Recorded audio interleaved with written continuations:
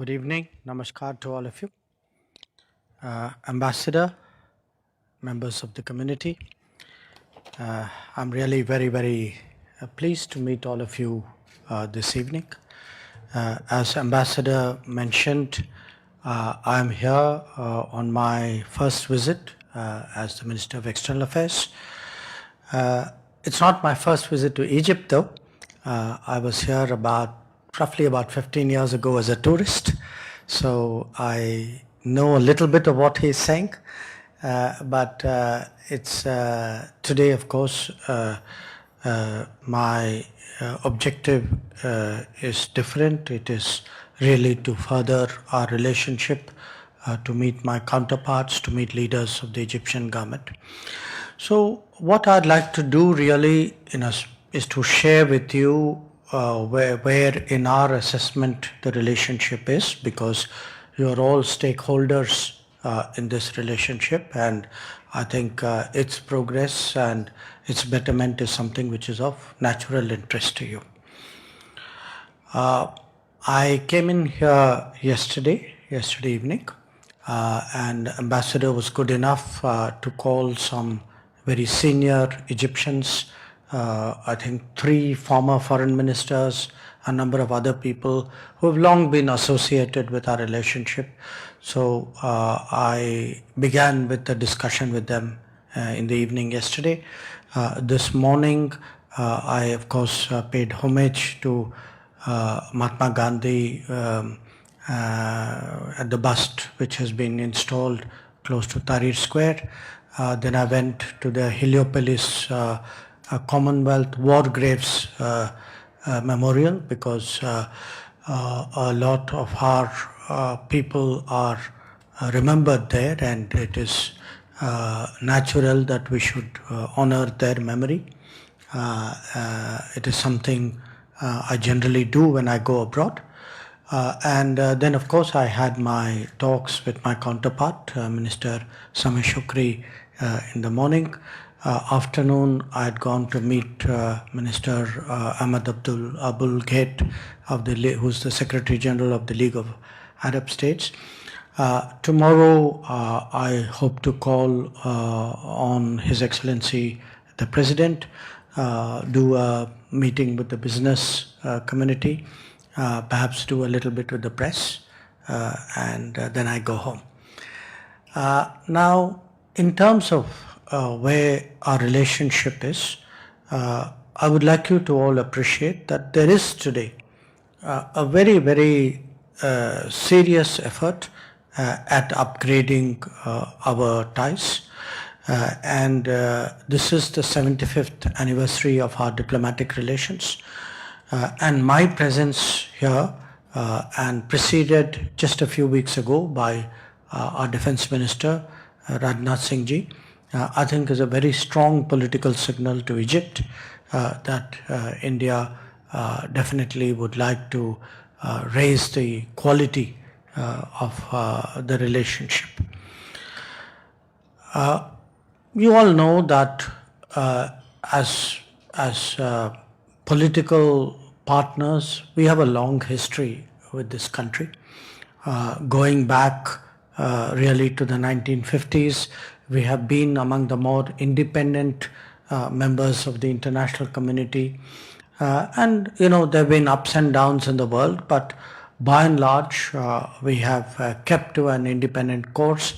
And today, at a time when the world is quite polarized, when we see that in many ways there are compulsions and pressures of various kinds, it is important for us to reiterate the bonds of friendship between us, and to work together on big international issues. And in a sense, my discussions with Minister Shukri was aimed at doing that. I mentioned the visit of Raksha Mantri Rajnath Singh ji because the defense and security aspect of our relationship is also moving forward. last 2 years, we've been doing some important Air Force exercises. We've had ship visits from India. And we really think it's possible. We have a history of defense industrial cooperation with Egypt. It's certainly something we believe could be revived to our mutual benefit. On the trade side, we actually had an exceptionally good year last year. Our trade today is in excess of $7 billion, $7.26 billion. It was a big jump, almost a 75% jump in trade. And it was a jump actually for us with the entire world. Last year's trade performance, export performance for India was the best ever in our history. And it was only natural that this was also reflected in respect of Egypt. Having said that, with trade, there will always be challenges. We will keep trying to improve market access. It is natural that from the Egyptian side also there will be similar concerns. And one of our understandings today is that both of us will try and see how do we find ways of removing trade barriers, of finding new domains and new areas to both export and import. In fact, one of the interesting developments which happened this year is, I don't know if it is for the first time, but suddenly after a very long time, Egypt has started importing wheat from India. So there are new possibilities, and we looked at areas like pharmaceuticals, where India is today very, very competitive, engineering goods, and again, the good thing with Egypt is that trade has been reasonably balanced, so there's an inclination on both sides to do more. The story with investments has also been good. I think many of you know it better than me, those of you who represent business enterprises working here. And I think we have good companies. I think they've done us proud in this country. From the Egyptian side, I heard very good, warm words about them. And I thank Indian businesses here, because you're not only advancing our national interests, but you're actually also shaping our image in this country, and that's something we very much appreciate. One subject which did come up today was the need for greater air connectivity. I'm sure the community knows this better than someone like me who's visiting, but I had to change a plane to come here. I'd prefer next time to come directly. We, again, with an open mind, we will examine that, because this is today really a decision that airlines have to make in India. We do a certain amount of training and capacity building with our Egyptian partners. Generally, we allot about 200 slots for training to Egypt under various programs of the government. In the last 15-20 years, we've had almost 1,500 Egyptian officials who have undergone some kind of exposure, exchanges, training in India, and this is very good, because it gives them an understanding about India and creates really a linkage which serves our relationship in very good stead. We also spoke about education, because today, under the national education policy, our universities are going out in a much more enthusiastic manner. I understand there have been already some agreements which private Indian universities have reached here. We look forward to the realization of that. But obviously there was particular interest in Egypt about getting one of our IITs, Indian Institutes of Technology, to set up a collaborative enterprise here. So I will go and convey that back to the Education Minister.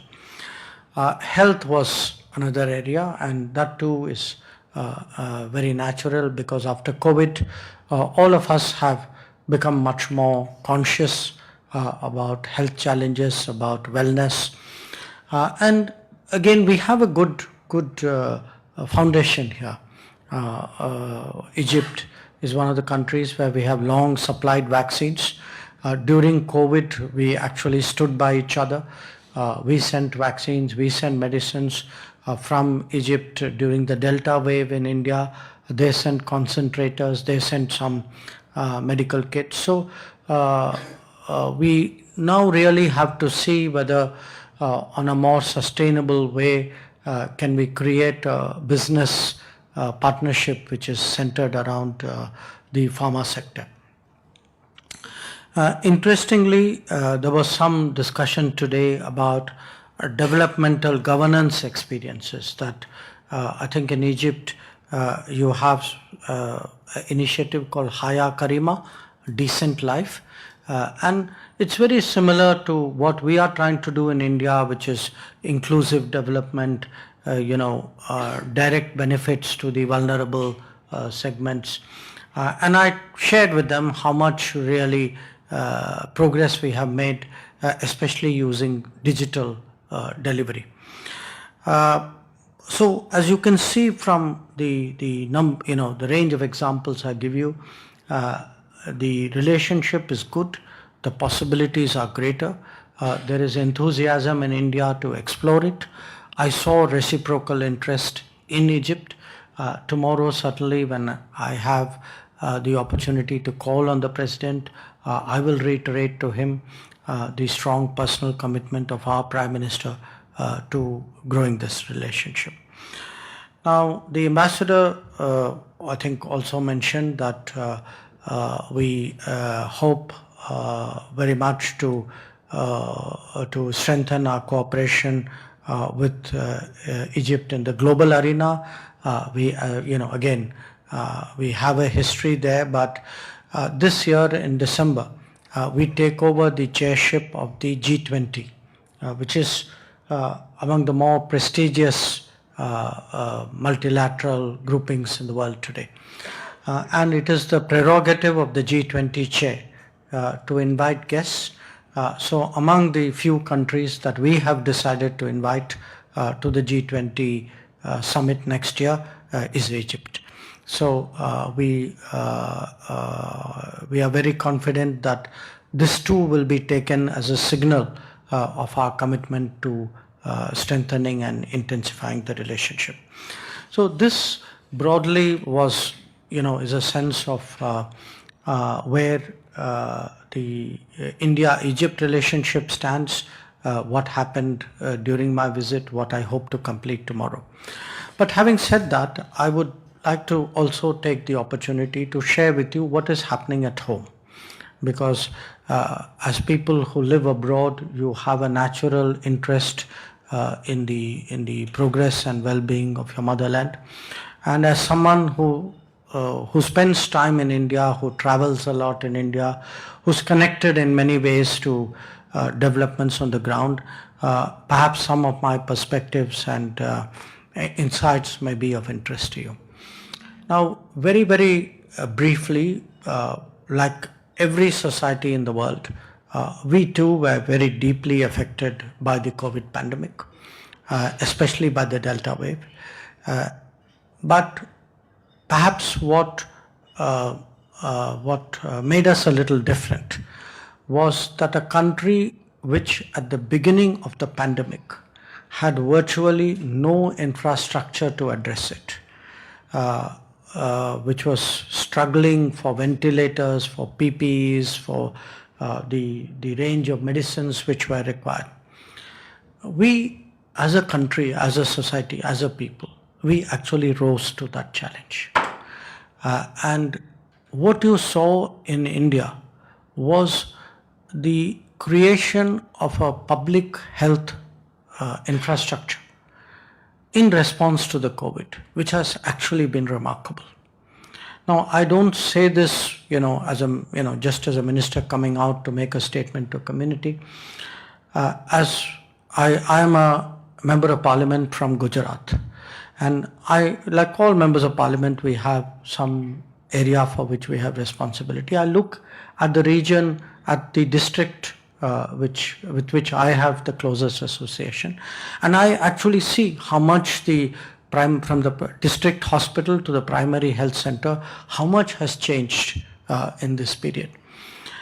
And when you look at not just the medical response, the public health response to the COVID, but actually to the vaccination program, I would impress on you that this has been done on a scale and an efficiency that is actually very commendable, because one part of it is that unlike many other situations of global health challenges where there were vaccines or medicines, and somewhere along the way our turn also came in the queue. This time we were among the earliest to vaccinate. We did it mainly because we were ourselves producers of vaccine. So there were made in India vaccines. There were even invented in India vaccines, of which I was one of the people who took it. And most important, there was the platform to administer vaccines on a massive scale. And this is very important because a lot of countries have struggled with having vaccines but not having the organization to administer the vaccine. So the first big takeaway which I would like you to appreciate is that we went through really an enormous trial and tribulation, but I think the society came together. We had the leadership of the Prime Minister in facing up to this challenge. There was delivery on the ground. The system responded to it. And as a result today, when still a number of societies are struggling to come out of the COVID situation, as someone who travels a lot in the world, I can tell you that our return to normalcy has been much faster, much deeper in a way than many other societies. The second aspect of this actually relates to the transformation in governance. Very, very early, in the COVID challenge happened. This was around the time we were going for the lockdown in 2020. At one of the cabinet meetings, Prime Minister actually told all of us, saying, and there were a group of us who were also tasked, ministers who were tasked to deal with the COVID on a regular basis. And he reminded us that 100 years ago when the Spanish flu hit the world, and it hit India very badly at that time, more people died in India of hunger than they died of the flu. And he was very determined that that should not happen again. So what happened from 2020 onwards was actually a massive effort at creating a social safety net across the country.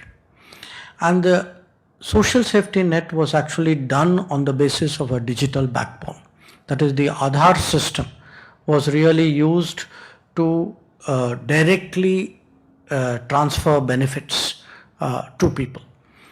And today I can say with a great deal of pride that the scale on which we did this, when I go abroad and talk to other countries, they cannot actually believe that this kind of numbers are possible, that we could week after week ensure that 800 million people, 60% of the country was getting rations from the government, that more than 400 million people were actually getting money paid into the bank accounts. And this was happening because in his first tenure, actually, Prime Minister had pushed everybody to open bank accounts. People didn't understand at that time why he was encouraging them to do that. But the fact that our country today is so massively banked that, that you can pick individuals using Aadhaar numbers and move the money. So one part of it was the actual medical treatment, the vaccination, but the other part of it was to make sure that people were fed, nobody went hungry, that people had money. So a lot of the anxieties and worries which you would have read about, saying there's a lockdown, people are going back home, what will happen to them, they don't have jobs, and all of these were legitimate. I mean, these were real concerns. If we have come through that, which we have, a part of the reason for that is this huge social safety initiatives that we have been able to actually get done on the ground. Some of you may have read, I think it was 2 days ago, one of the I think it was the Deputy Managing Director of the IMF. He has actually spoken about how effective and the scale with which India has been able to do what we call direct benefit transfer. And I mention this to you because you have to understand what it means for governance in our country. One of our big problems, this was actually not a story, but it's a established fact. Over many decades, it was said that if 100 rupees leaves Delhi, only 10 rupees goes finally to the beneficiary. This time around, because it was digital, you actually had a system of benefiting the public without anything being lost in transmission. And that is an enormous, it's a revolution actually in the quality of governance. But I am, stressing that in the context of COVID. Today, yes, there is still COVID. We can never let our guard down. But the fact is, we've also managed to put a lot of it behind us. And we are carrying on, extrapolating those lessons, taking it into other domains of delivery and governance as well. So if you see the changes, and I say this as changes in villages and small towns in India, you would be reading about how rail lines are being built or roads are being built. But the really big change you can see is actually today in the creation of a health coverage system, and a health coverage system which is moving into hundreds of millions, precisely because it has a digital backbone. We are talking of a pension system, multiple schemes of giving pension. Again, for a country for whom pension was something which was urban, which was actually something which a very small segment of people got from their employers. Today it has actually become a public expectation, a public right almost. And you see, if you look at the beneficiaries of this, you're again looking at hundreds of millions. There are programs for home ownership in the home ownership Gramin Awas Yojana, as well as the urban version of that, where if you look at the number of houses which have already been given to people in the last few years, it's 25 million houses. And 25 million houses means that 5 people a family, more than 100 million people who are getting houses. So the picture I want to present to you is actually today a society where remarkable changes are happening on the ground. Changes where what perhaps 10 years ago, people expected at the end of my life I will get a house. I hope I work hard enough so that my children are educated. Or that, maybe if I'm lucky, I will get a good employer who will give health coverage. So these were aspirations which were almost dreams for people. Today, those are actually getting to be achievable rights, which people are realizing in a matter of years, months or years, not as end of lifetime or next lifetime, or I hope my children get it. So when we look at the direction of the country today, we are in many ways on a very, very solid footing. We have come through the COVID. We also responded financially, fiscally to the COVID in a way in which it was very responsible. We did not incur unnecessary expenditure. There was a discipline which was maintained in public spending even while we were responding. We actually used this period to also carry out some big reforms, banking reforms, labor reforms, education reforms. So it is very natural today that coming out of that difficult period, we are a major economy, major polity whose prospects look good. We are quite confident, even though there are big challenges for the global economy, especially coming out of Ukraine, that we will be able to absorb these challenges, that the growth path, growth trajectory of the country will remain very strong. And as we navigate the world, and it's something which I have a particular responsibility for, I can see that our progress and our achievement is recognized by other countries. Even here in Egypt, reading between the lines, I could sense that the feeling was, yes, we are dealing with a country which has faced big challenges in a very, very successful way.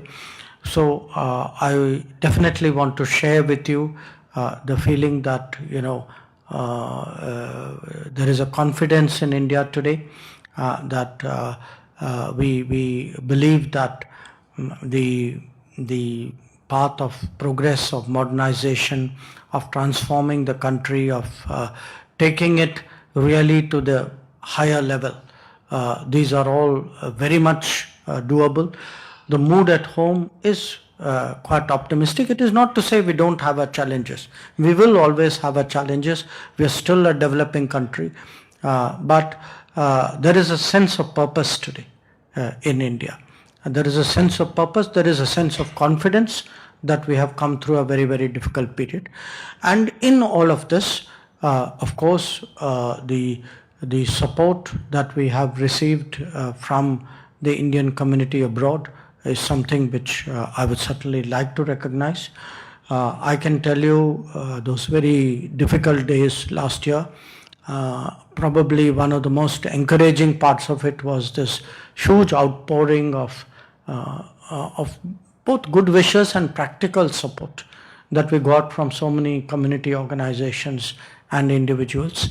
And on our part too, we ensured that during COVID, Indians who were stuck outside in some form, could be students, could be professionals, could be seafarers, we made what was really an unprecedented effort to bring many of them back home.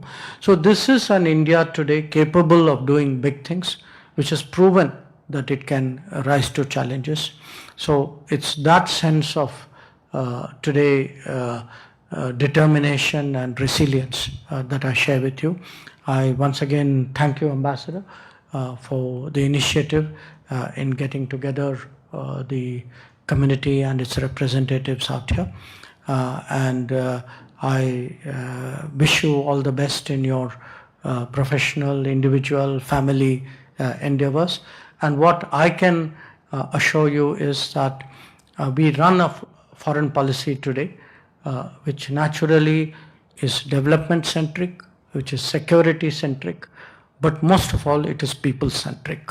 So all of you are always in our thoughts, and please be assured that just like your good wishes are with us, our support is with you. Thank you very much.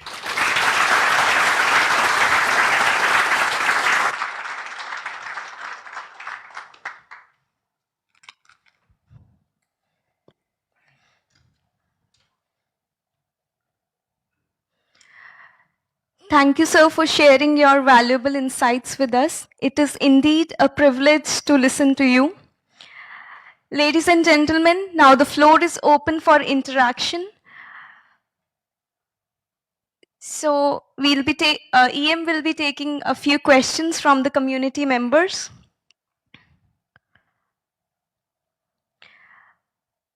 We may start with Mrs. Deepti Singh.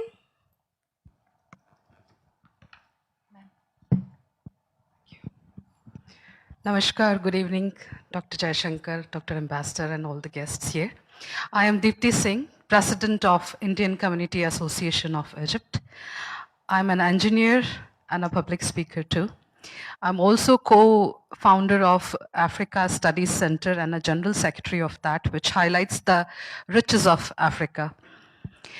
It's my utmost pleasure, sir, to welcome you on this platform. Indian Community Association was formed more than 3 decades ago and has been working as a non-profit organization so far. We are, as Mr. Ambassador mentioned, we are having a strong, impactful presence of more than 3,000 Indians, including CEOs of big companies and business people and working laborers as well. It was quite heartening to know about the new possibilities you mentioned about the India-Egypt trades, and you gave us a great picture of remarkable changes in society. Thank you very much, sir. Indian Community Association is always striving to have a community interaction, which includes Indians and Egyptians, and being fluent, most of us, being fluent myself in Arabic, helps us to know Egypt and India very well. So, and being a community, we are working towards lots of events, and also whenever there's a call from Bharat Ma, we are there to share our knowledge, seva or business, anything, whatever has been asked for. For that, ICA has been awarded by Pravasi Bharatiya Samman a couple of years back. Sir, my question to you is, India have always been very independent approach towards our foreign policies. Especially these days, we are quite vocal about it. How much or how are we preparing ourselves towards the Atmanirbhar Bharat to face the challenges and hurdles coming from powerful countries? Thank you.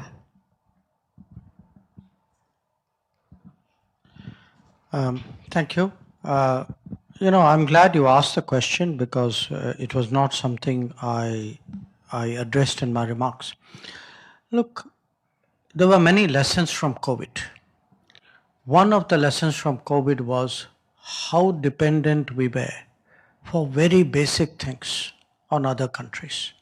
And what happens if for some reason that supply chain doesn't work. Now, in the case of COVID, the supply chain didn't work because countries literally shut down when COVID happened. So different, industries, different businesses felt the impact. And the takeaway was that a country as big as India, where so many people, their livelihood, their lives sometimes depend on keeping it going. We have to find more effective ways of ensuring that they are not left vulnerable. Now, this was COVID. Today, we are seeing that there is a possibility of disruptions because of conflict.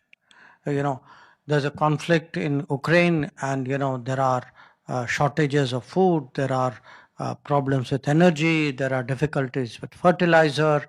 We were big importers of cooking oil, from sunflower oil from Ukraine. There was equipment, our railways, for example, was importing stuff from there. So all these are lessons to us that we cannot, a big society like India, which has such a large responsibility and such a big segment of people who are vulnerable to even small changes in their livelihood, we have to find ways of protecting them better, of ensuring that their lives are not unnecessarily risked. And for that, it is all the more important that we build capacities at home. Even otherwise, I would say a country like India must build deep strengths and capacities. But recent experiences have only strengthened that feeling. And we definitely, I think the Atmanirbhar Bharat sentiment has got stronger push. It is not just a sentiment, it is taking place at a practical level. There are schemes today to encourage investment in India in different specified domains. It's called Production Linked Incentive Scheme. There are programs which are designed to spur innovation and encourage startups in the country. So we would definitely hope to see a much more self-reliant and a much more resilient India in the coming years. That is an important national objective.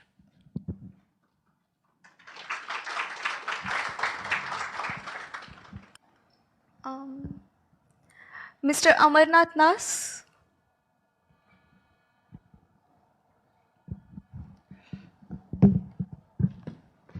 Dr. Jaishankar ji, namaskar. मैं अमरनाथ दास, I'm with the World Health Organization, WHO, and I'm the regional head for the compliance and the risk for the entire MENA region. I'm really very happy to hear you, sir, that the way that you have been elaborating, especially the organization that I've been working, and I have seen actually those things coming actually. So as an Indian, I'm really proud the development that India has done. No doubt that India is now emerging as a global leader.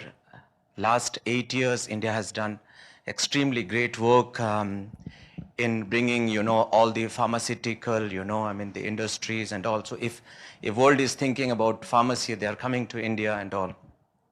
And again, as you have alluded that Honorable Prime Minister Narendra Modi ji, with his leadership, not only just we have shown the world that how with such a big population we have managed so effectively the COVID, and how we developed our health system in India, but we supported the world as well. So this was really acknowledged at various levels. Maybe my question to you, Dr. Jaishankar, is now maybe I'm sure that you must be thinking, or the government of India must be planning to take India to the next level. If someone is thinking about health, how we can make India as the health hub. So maybe I'm sure that, you can still explain, because you talked about with the positive news, there are still a lot of challenges as well. So if you can just allude maybe some of other points that how India is going to become the health hub. Thank you, sir. Health hub. Health hub is a very strong term. I think our challenges are broader in a way, because the challenges at different levels. We are, interestingly, a health hub for many countries. People would be surprised at the number of foreigners who visit India for medical purposes. Not just in our immediate neighborhood, from the Gulf, from East Africa, from Central Asia. I have visibility of it, because as a foreign minister, for us, we see the visas, we see the requests from them for easy travel. The idea that India can offer quality care on competitive terms for a fairly substantial number of people, that is there. I think I now see the prospect of Indian medical, hospitals and other medical institutions actually going out of India more as a business, and some of it is happening, sometimes in collaboration with other countries. So that is one part of the hub answer. The other part of the hub answer is actually the pharma, the pharmacy of the world answer. This was not the first pandemic, it's not the last pandemic. And it's not only pandemics. What COVID has done in India, it has done across the world. Everybody today is much more health conscious. That many things which people would have shrugged their shoulders and say, well, these things happen. Today, people are not prepared to be fatalistic about it. They want an active response. They have expectations of their governments. And we have shown here, again, I'm giving you not here a health perspective, but a foreign policy perspective. I cannot tell you the goodwill in the world today that while we were taking care of our own vaccinations, we also had the largeness of the heart to spare it for other people. It wasn't just the supply. It was the sentiment that, you could actually even think about it. And, it's interesting. If you go, there are islands in the Caribbean, in Pacific, in parts of Africa, where actually vaccines were made much closer to them. True. But they didn't get the vaccines from those centers. They actually got it from us. And we saw also the difficult side of the world. There were countries who stockpiled vaccines at that time, who sometimes had stockpiles which were multiple size of their population. So that also happened. So I would say our reputation as the pharmacy of the world also has grown. Openness, to looking at Indian produce, made in India or produced by Indian company medicines has grown. That is the second part of the hub. But there is an underlying challenge, and the challenge is in our own society, that how do we make health access a universal right? And the answer to that is digital. That if you have, our resources are not going to grow dramatically in the short term. So what digital does is it actually allows you an optimization, that the same resources are utilized by so many more people because there is a digital efficiency, which comes, that the number of patients are better organized. The services move in a much more organized way. The medicines are more rationally distributed. And there are some very interesting schemes. I mean, Prime Minister, for example, has pushed the idea of generic medicine pharmacy. Now, that has lowered the cost of medicines for people. And a lot of us actually go around advocating to people, saying, please use these Jan Aushadhi pharmacies, that they are affordable for you. So we have to today scale up health coverage in India. So the Ayushman Bharat initiative, Jan Arogya initiative have to be taken across the country in a very, very effective way. I would say 5 years ago, many of us would say it's a great idea. I hope, मैं 10 साल में हो जाएगा. Today, I think people feel, look at what we have done in last 2 years. This timeline can be crunched. So for me, the big jump would be if we can actually institute a system of universal or near universal health coverage at home. Thank you, sir. Thank you. Mr. Zahir Shah.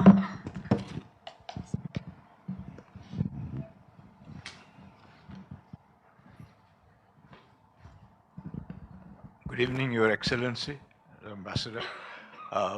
I am by profession an executive who has spent a lot of years with multinational companies, of which the last 25 years or so have been in Egypt. I just wish to bring to the notice of the Honorable Minister 2 areas where I feel the Indian community has contributed a lot in terms of development in India. One of the areas is fairly well known and the other is not. The area which I feel is not very well known is that the role that Indian managers have played in Egypt in the upliftment and development of local talent in the corporate sector. In the 1990s, when I first came here, most of the Indian expats were CEOs of organized manufacturing companies or banks. And one of the reasons why we were brought to India was not only to help the Egyptian companies operating here to do well, but also because Egypt lacked a second line of local managers who could run those companies. So our big objective was not only to make our companies successful, but also was to train the second line. And I think that a lot of effort went into this, and it has proved to be very successful, because today a lot of the spots which were earlier occupied by Indian expats or expats from other countries have been taken over by the Egyptians. So development of corporate manpower, I think, is an objective which the Indian community here has fulfilled very well. The second major area where India has contributed a lot is in helping Egypt to become a major player in the ready-made garment industry in the world. Today, ready-made garments is the single largest manufacturing sector in Egypt. And Indian investment, no doubt, has played a large part in it. But more than that, it is the Indian manpower that came in, whether they were the CEOs of the companies or whether it was the ordinary workers who came in. Because those workers who came in from India to work in these organizations raised the bar in terms of productivity and in terms of work ethic for the Indian workers.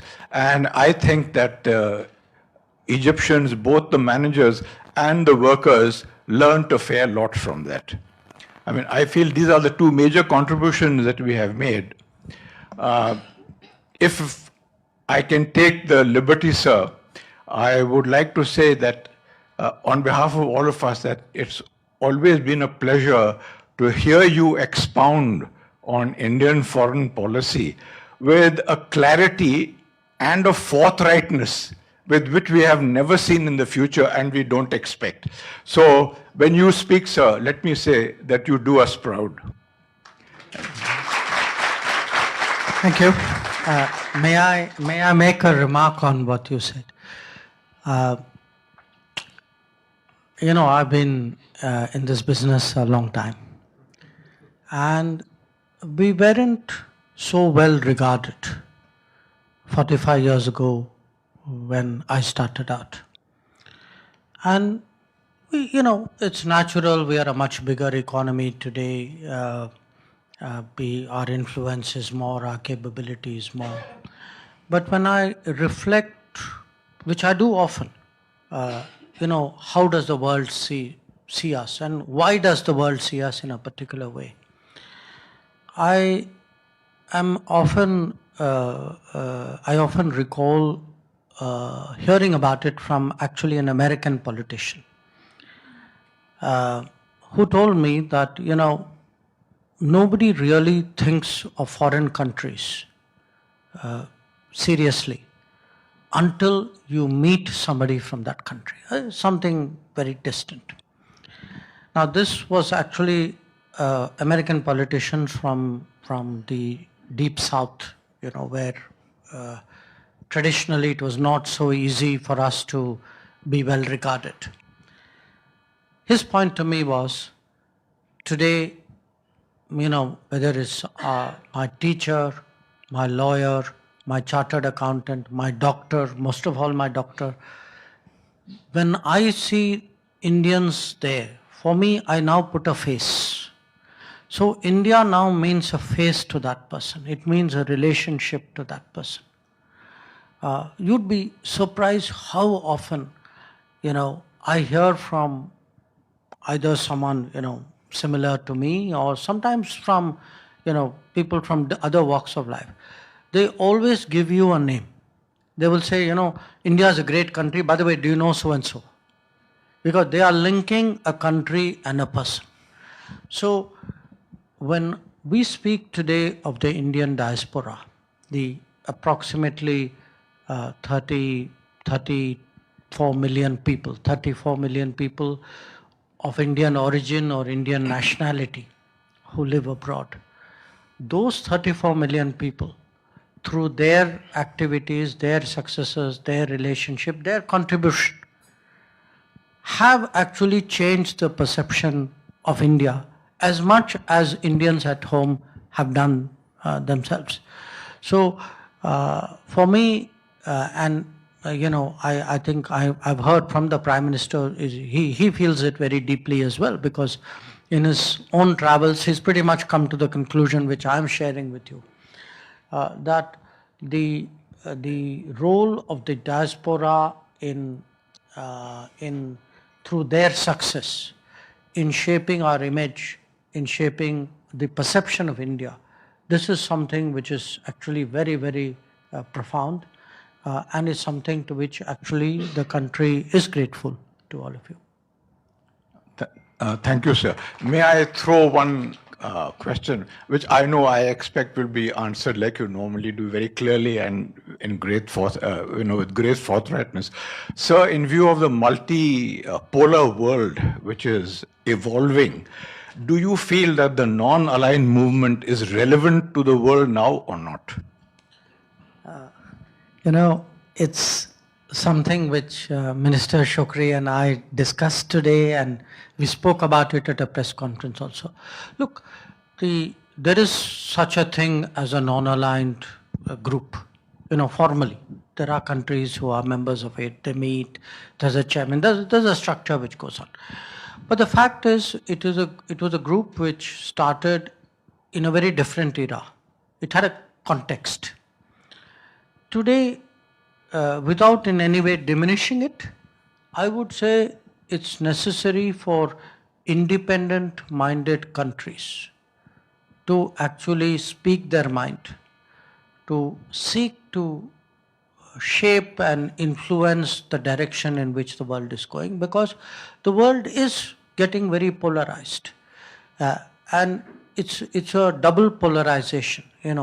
It's a east-west polarization, but it is also a north-south polarization. That the richer countries, the more developed countries, they are not fully grasping how much the poorer countries are being hurt by what is happening in the world.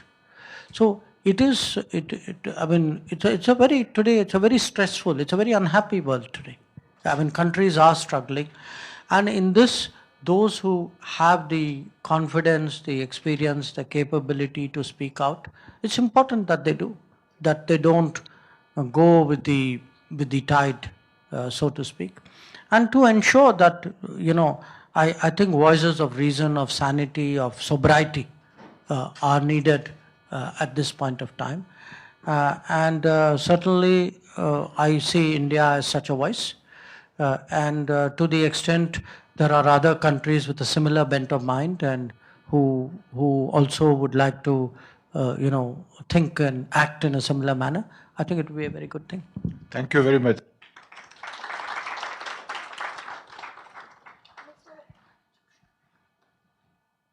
Mr. Ashish Walia. Thank you very much. Good evening, His Excellency. Good evening to all.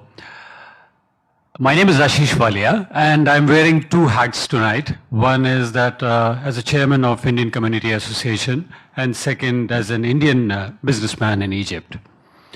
Sir, I came to Egypt in 2006 as a representative for an Indian company called Larsen Toubro. And thereafter, I seized an opportunity to become an entrepreneur. I started my own manufacturing. And today I run a manufacturing business between India and Egypt and exporting to Europe and Africa. That is about me. And sir, you are a career diplomat. You had been a great... I was. Yes. You were a career diplomat. You were a great ambassador of India to several very important nations of our country. You were a legendary foreign secretary.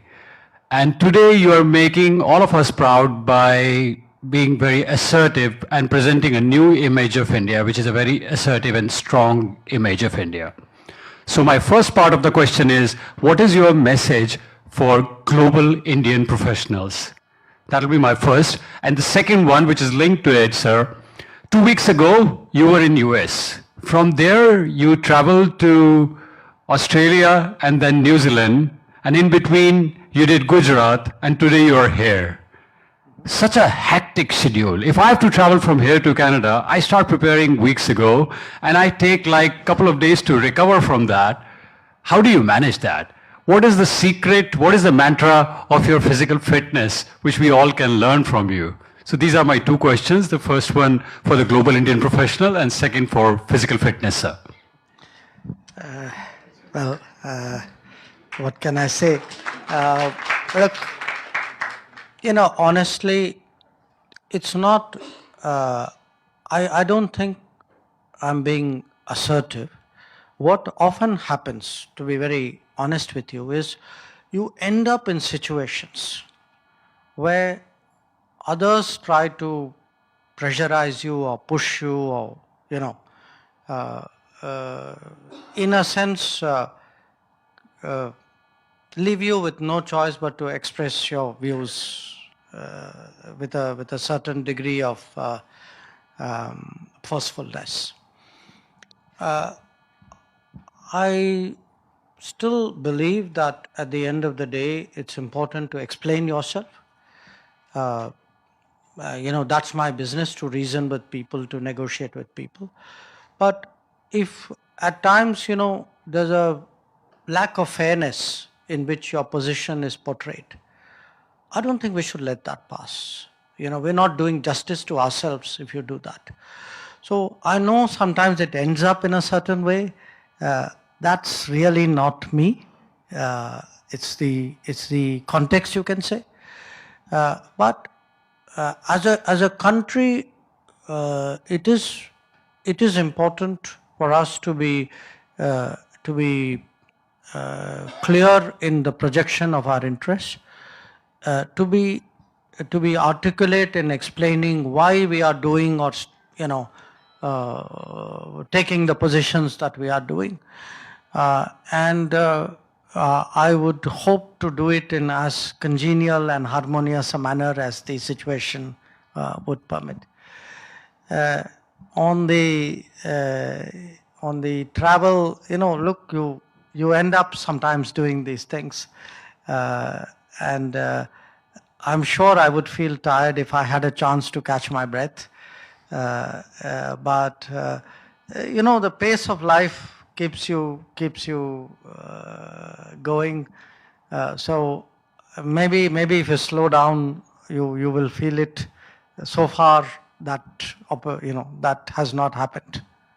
But I keep fingers crossed. I think if you are generally at peace with yourself and you have good colleagues to work with, and if you have I would say something which drives your a sense of mission, you can say, I think it keeps you going.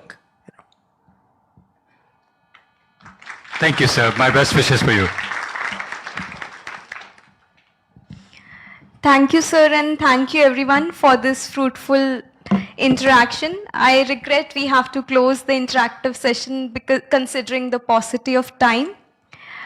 Sir, the Indian Community Association of Egypt would like to present to you a memento. Members of ICAE may please come on the stage to present the same. Can I ask one question, please? Mike, please. Just one question.